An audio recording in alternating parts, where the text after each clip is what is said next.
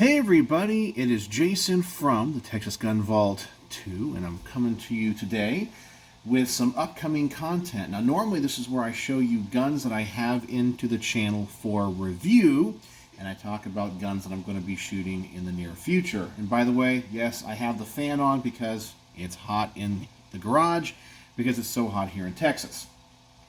But today's upcoming content kind of feature and promo is two guns that you've seen in the past, that I have actually reviewed in the past. And we're going to be doing two revisits. I want to talk about those because I had issues with both of these guns. Not like terrible issues, but I've discovered a few things about them. The owners kind of linked them back to the channel once we had more information and more things to see if they improved at all.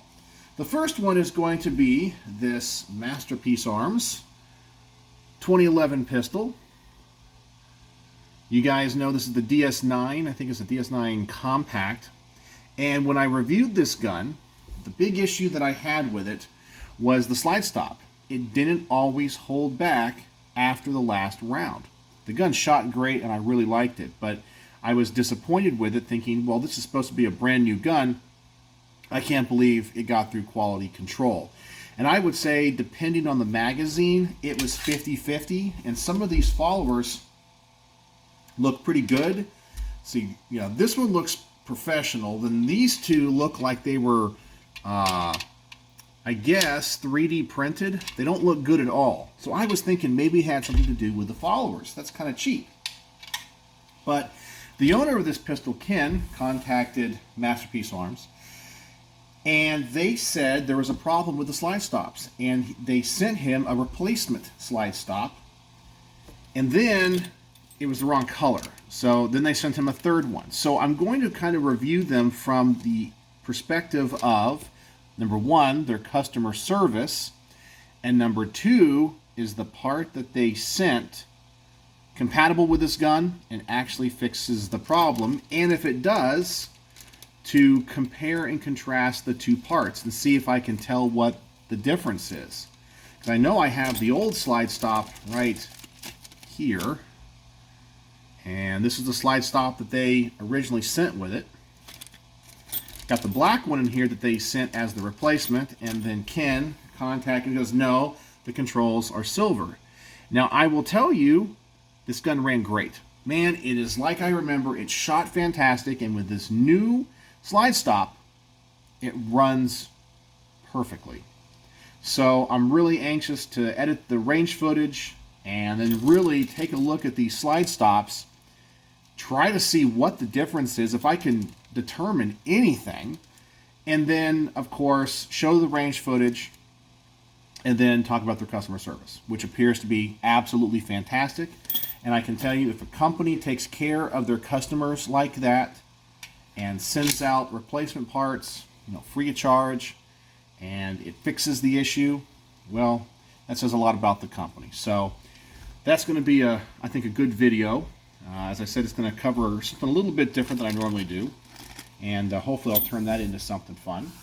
And then I got the Clark Custom Long Slide in for review again. Now, this video, or the range report on this gun, didn't get a lot of clicks. I kind of thought it would, but the people that know what it is and how cool it is really, really liked it.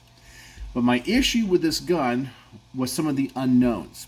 It's my understanding, from the information that I got, that some of these guns were designed based off of the spring weight and maybe the barrel design to run with different loadings. Now, these were competition guns. And of course, back then, people were hand loading things. They weren't using hardball as much, which you could.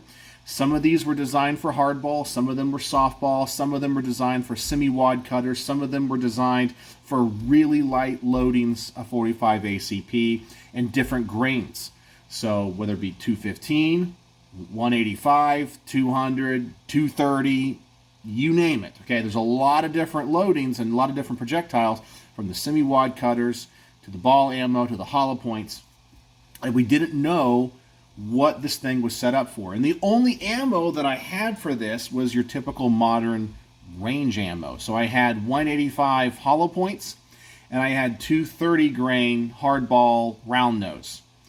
And I was not successful with the 230. I know for a fact it was tumbling, and I talked about that in the range report. The 185 was pretty good, but kind of hit a little bit hard, and I kind of felt like the action of the gun felt weird to me. And then people, of course, in the comments section says you shouldn't shoot hardball through that. The owner of this pistol, Chandler, who I got this on loan through my good friend Richard, who's lent some of their guns to the channel, had put in a rubber, I guess, buffer in this to protect the frame. Now, you shouldn't have to do that, but if you're going to be running more powerful ammo, you got to do it. And when I ran the 230 grain, it chewed that buffer up. I mean, there's no damage to the frame. There's no indication there was ever metal-on-metal contact. But it definitely chewed that buffer up, which means 100% sure this gun was not designed for hardball. And even people said that in the comment section of the range report. But then Richard contacted me and told me, you won't believe what we found. We found boxes of ammo that was loaded by the original owner back in 1970. Yeah, so these were loaded on August the 4th, 1970. Well, at least this box was. Let's see here. I guess, yeah, August the 4th, 1970. And I don't even know what today's date. Maybe when I'm recording this, it's August the 4th. It's around that time.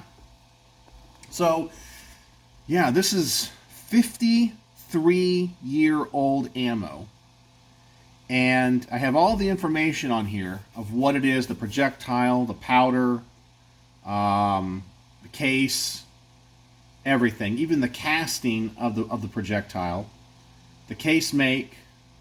So I'm going to talk about all this. So I did save some of this ammo for the owner as well, but he wanted me to shoot it with this stuff. Now there's two different loadings.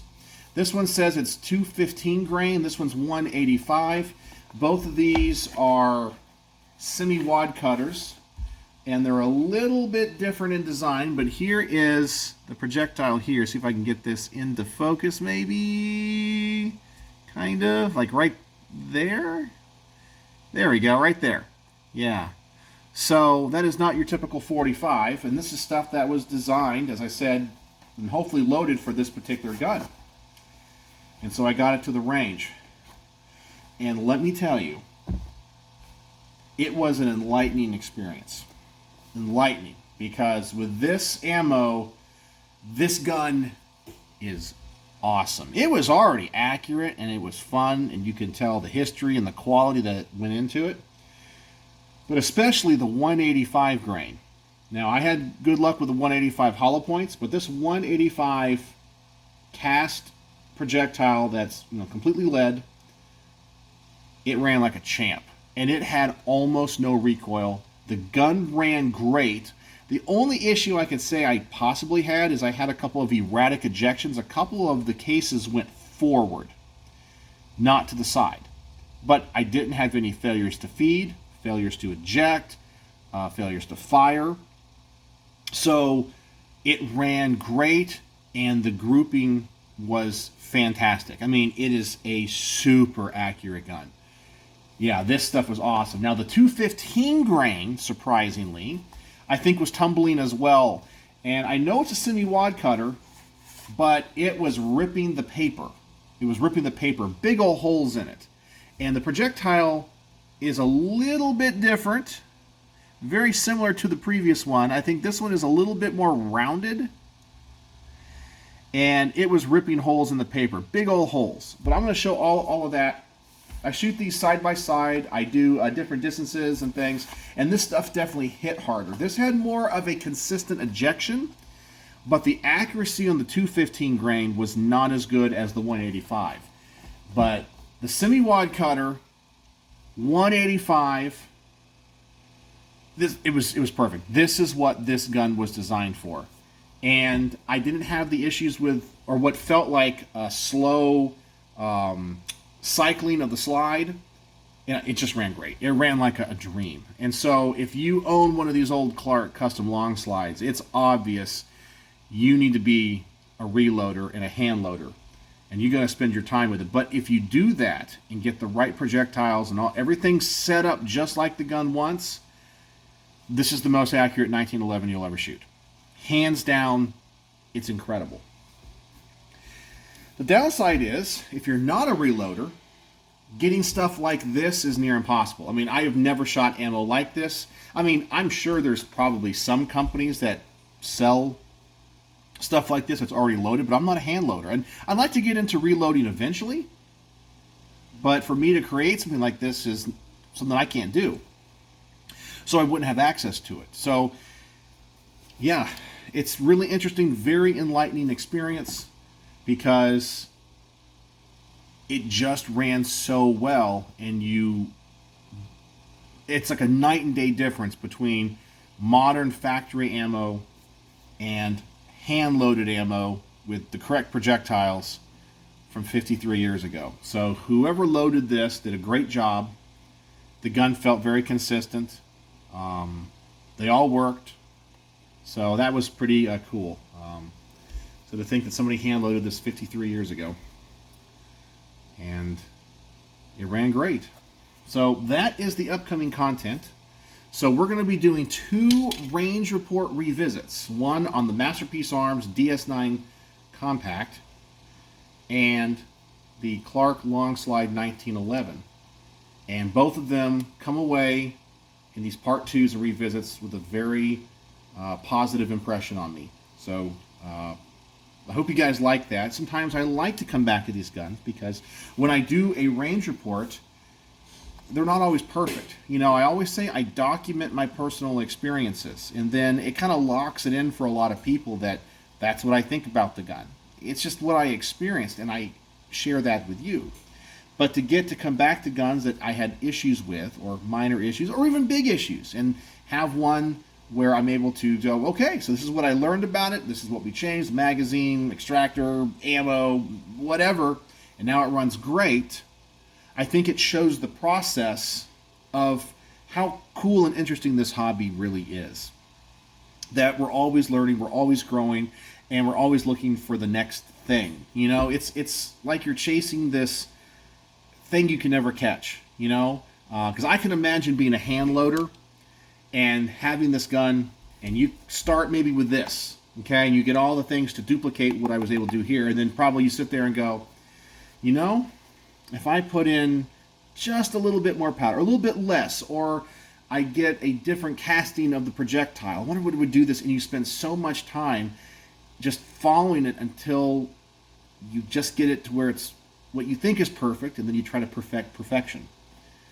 So it's cool. It's cool. I love the journey. I love the journey. And I've done range report revisits in the past where I had bad experiences with guns, and I come back to them. Some of them I've still had a negative experience, and some of them have been amazing.